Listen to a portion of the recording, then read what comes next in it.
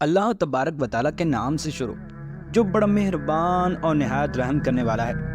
اللہ تبارک و تعالیٰ نے قرآن پاک کے اندر ارشاد فرمایا، اور جو داہنے والے ہیں وہ کیا ہی اچھے دائیں ہاتھ والے ہیں، وہ ان باغوں میں ہوں گے جہاں بے خار بیریاں ہوں گی اور تہ بہ تہ ہوں گی، اور لمبا لمبا سایہ ہوگا اور چلتا ہوا پانی ہوگا، اور کثرت سے میوے ہوں گے جو کبھی ختم نہ ہوں گے، نہ ان کو روک ٹوک ہوگی۔ اور حضرت ابو ہریرہ رضی اللہ تعالیٰ عنہ سے مروی ہے کہ جنت میں ایک ایسا درخت ہے کہ جس کے سائے میں 100 سال تک سوار چلتا رہے تو بھی وہ ختم نہ ہوگا، اگر تم چاہو تو وہ ظل ممدود پڑھ لو۔ اور حضرت ابو ہریرہ رضی اللہ تعالیٰ عنہ کی یہ بات حضرت کعب رحمۃ اللہ تعالیٰ تک پہنچی تو فرمایا کہ انہوں نے سچ کہا۔ اور حضرت ابو ہریرہ رضی اللہ تعالیٰ عنہ فرماتے ہیں کہ رسول اللہ صلی اللہ تعالیٰ علیہ وسلم نے ارشاد فرمایا، جنت میں کوئی درخت ایسا نہیں مگر اس کا تنا سونے کا ہے۔ اور حضرت ابن عباس رضی اللہ تعالیٰ عنہ فرماتے ہیں، جنت کی کھجوروں کے تنے سبز زمرد کے ہیں، اور کھجور کے تنے کی ٹہنیاں سرخ سونے کی ہوں گی، اس کی شاخیں جنتیوں کے لیے بہترین لباس ہوں گی، انہی میں سے ان کے چھوٹے کپڑے اور پوشاکیں تیار ہوں گی، اس کے پھل مٹکوں اور ڈول کی طرح بڑے بڑے ہوں گے، دودھ سے زیادہ سفید اور شہد سے زیادہ میٹھے، جھاگ سے زیادہ نرم، ان میں گٹھلی نہیں ہوگی۔ اور حضرت مجاہد رحمۃ اللہ تعالیٰ فرماتے ہیں کہ جنت کی زمین چاندی کی ہے، اس کی مٹی کستوری کی ہے، اور اس کے درختوں کی جڑیں سونے کی اور چاندی کی ہیں، جن کی ٹہنیاں لؤلؤ زبرجد اور یاقوت کی ہیں، پتے اور پھل ان کے نیچے لگے ہوں گے۔ جو شخص کھڑے ہو کر کھائے گا تو اس کو کوئی بھی دقت نہ ہوگی، اور جو شخص بیٹھ کر کھائے گا اس کو بھی کوئی تکلیف نہ ہوگی، جو شخص اس کو لیٹ کر کھائے گا اس کو بھی کوئی دقت نہ ہوگی۔ اور حضرت جریر بن عبداللہ رحمۃ اللہ تعالیٰ فرماتے ہیں کہ ہمارا قافلہ صفا مقام پر اترا تو وہاں ایک شخص درخت کے نیچے سو رہا تھا، سورج کی دھوپ اس تک پہنچنے ہی والی تھی۔ میں نے غلام سے کہا کہ تم اس کے پاس یہ چمڑے کا فرش لے جاؤ اور اس پر سایہ کر دو، چنانچہ وہ چلا گیا اور اس پر سایہ کر دیا۔ جب وہ شخص بیدار ہوا تو وہ حضرت سلمان فارسی رضی اللہ تعالیٰ عنہ تھے، چنانچہ میں ان کو سلام کرنے کے لیے آیا تو انہوں نے فرمایا، اے جریر، اللہ کے لیے انکساری اختیار کرو، کیونکہ جو شخص اللہ تبارک و تعالیٰ کے لیے تواضع یعنی عاجزی و انکساری اختیار کرتا ہے، اللہ تبارک و تعالیٰ اس کو قیامت کے دن بڑی عزت بخشیں گے۔ اے جریر، کیا آپ کو معلوم ہے قیامت کے دن اندھیرے کیا چیز ہے؟ میں نے عرض کیا کہ معلوم نہیں۔ فرمایا، لوگوں کو آپس میں ظلم کرنا۔ پھر انہوں نے ایک چھوٹی سی لکڑی اٹھائی، اتنی چھوٹی کہ میں اس کو ان کی 2 انگلیوں کے درمیان میں دیکھ نہیں پا رہا تھا۔ فرمایا، اے جریر، اگر تم اتنی سی لکڑی بھی جنت میں طلب کرو تو تمہیں یہ بھی نہ ملے گی۔ میں نے کہا، اے ابو عبداللہ، یہ کھجور اور درخت کہاں جائیں گے؟ فرمایا، ان کی جڑیں لؤلؤ اور سونے کی ہوں گی، جن کے اوپر کے حصوں میں پھل لگے ہوں گے۔ اور حضرت علقمہ رحمۃ اللہ تعالیٰ فرماتے ہیں کہ جنت معتدل ہوگی، نہ اس میں گرمی ہوگی نہ سردی ہوگی۔ اور حضرت عتبہ رضی اللہ تعالیٰ فرماتے ہیں کہ ایک دیہاتی حضرت صلی اللہ تعالیٰ علیہ وسلم کی خدمت میں حاضر ہوا اور آپ سے حوض کے متعلق اور جنت کے متعلق سوال کیا۔ پھر اس دیہاتی نے سوال کیا، کیا جنت میں میوے بھی ہوں گے؟ تو آپ صلی اللہ تعالیٰ علیہ وسلم نے ارشاد فرمایا، ہوں گے، اور جنت میں ایک درخت ہوگا جس کو طوبہ کا نام دیا جاتا ہے۔ پھر آپ نے کچھ وضاحت فرمائی، مگر مجھے معلوم نہیں کہ وہ وضاحت کیا تھی۔ تو اس دیہاتی نے کہا کہ ہماری زمین کا کون سا درخت اس کے مشابہ ہے؟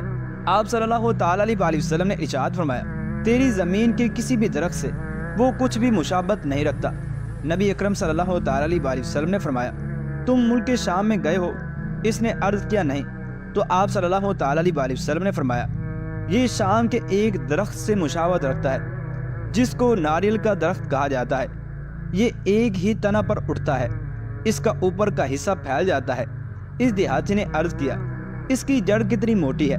فرمایا، اگر تمہارے رشتہ داروں کا 5 سالہ نوجوان اونٹ اس کے گرد چلتا رہے تو اس کی جڑ کے گرد گھوم نہ سکے گا، بلکہ چل چل کر بوڑھے ہو جانے کی وجہ سے اس کی ہنسلی کی ہڈی بھی ٹوٹ جائے گی۔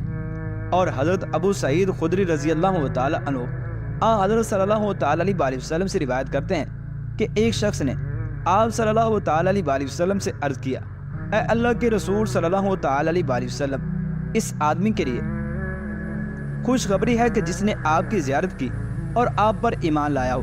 آپ صلی اللہ تعالی علیہ وسلم نے ارشاد فرمایا، اس شخص کے لیے بھی توبہ، یعنی خوشخبری ہے جس نے میری زیارت کی اور مجھ پر ایمان لایا، اور پھر خوشخبری اور پھر خوشخبری اور پھر خوشخبری ہو جو مجھ پر ایمان لایا مگر اس نے مجھے نہ دیکھا ہو۔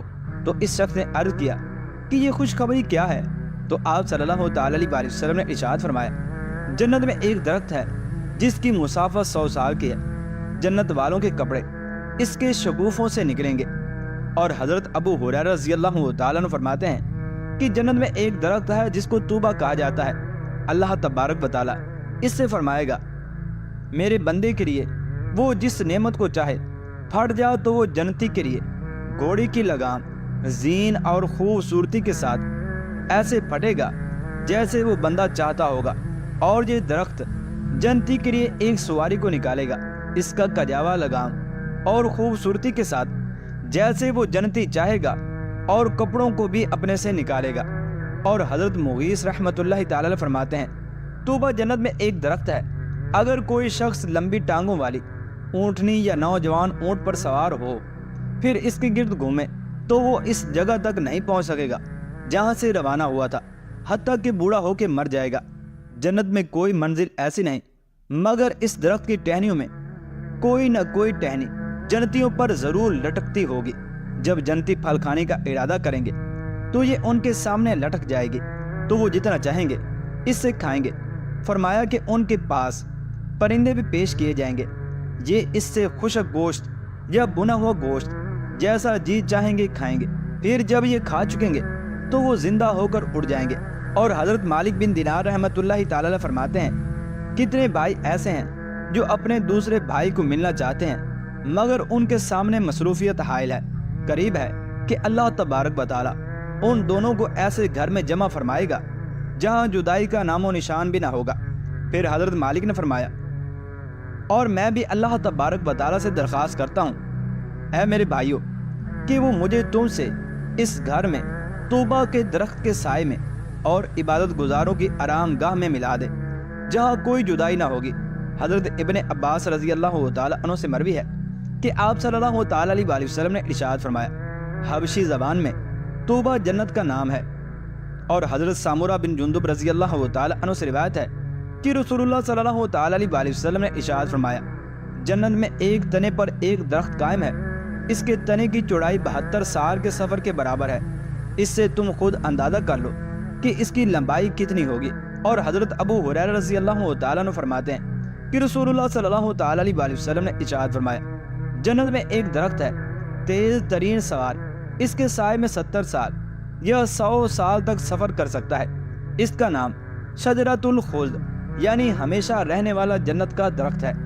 اور حضرت اسماء بنت ابو بکر رضی اللہ تعالیٰ عنہ سے روایت ہے کہ آپ فرماتے ہیں کہ میں نے رسول اللہ صلی اللہ تعالیٰ علیہ وسلم سے سنا کہ آپ صلی اللہ تعالیٰ علیہ وسلم نے سدرۃ المنتہا کا ذکر کیا اور فرمایا، بہترین سوار اس کی شاخوں کے سائے تلے 100 سال تک چلے گا یا 100 سال تک سائے میں بیٹھے گا، اس کا فرش سونے کا ہے اور اس کے پھل مٹکوں کی طرح ہیں۔ اور سدرۃ المنتہا کی تفسیر میں حضرت عبداللہ بن مسعود رضی اللہ تعالیٰ عنہ فرماتے ہیں کہ یہ جنت کے درمیان میں ہے۔ اور حضرت سلیم بن عامر رحمۃ اللہ تعالیٰ فرماتے ہیں کہ اصحاب رسول صلی اللہ تعالیٰ علیہ وسلم فرمایا کرتے تھے، اللہ تعالیٰ ہمیں دیہاتیوں سے ان کے سوالات کرنے سے بہت فائدہ پہنچاتا ہے۔ چنانچہ ایک دن دیہاتی حاضر ہوا اور عرض کیا، اے اللہ کے رسول صلی اللہ تعالیٰ علیہ وسلم، اللہ تبارک و تعالیٰ نے جنت میں ایک موذی درخت کا ذکر کیا ہے، میرا خیال نہیں کہ جنت میں کوئی ایسا درخت ہو جو جنتی کو ایذا پہنچائے۔ آپ نے پوچھا وہ کون سا درخت؟ اس نے عرض کیا کہ بیری کا، کیونکہ اس کے کانٹے ہوتے ہیں اور ایذا دینے والے ہوتے ہیں۔ تو آپ صلی اللہ تعالیٰ علیہ وسلم نے ارشاد فرمایا کہ اللہ تبارک و تعالیٰ فی صدر مخدود نہیں فرما رہے کہ اللہ تبارک و تعالیٰ نے اس کے کانٹوں کو ختم کر دیا ہے اور ہر کانٹے کی جگہ پھول لگا دیا ہے۔ اور حضرت انس رضی اللہ تعالیٰ عنہ سے روایت ہے کہ رسول اللہ صلی اللہ تعالیٰ علیہ وسلم نے ارشاد فرمایا، جب مجھے معراج کی شب 7ویں آسمان میں سدرۃ المنتہا کی طرف لے جایا گیا تو اس کے بیر ہجر کے مٹکوں کی طرح بڑے اور موٹے تھے، اور اس کے پتے ہاتھی کے کانوں کی طرح تھے۔ اس کے تنا سے 2 ظاہر نہریں نکلتی تھیں اور 2 باطنی۔ میں نے پوچھا اے جبرائیل علیہ السلام، یہ باطنی اور ظاہری نہریں کیا ہیں؟ تو فرمایا باطنی تو جنت میں جاری ہیں اور ظاہری نہریں دنیا میں دریائے نیل اور دریائے فرات ہیں۔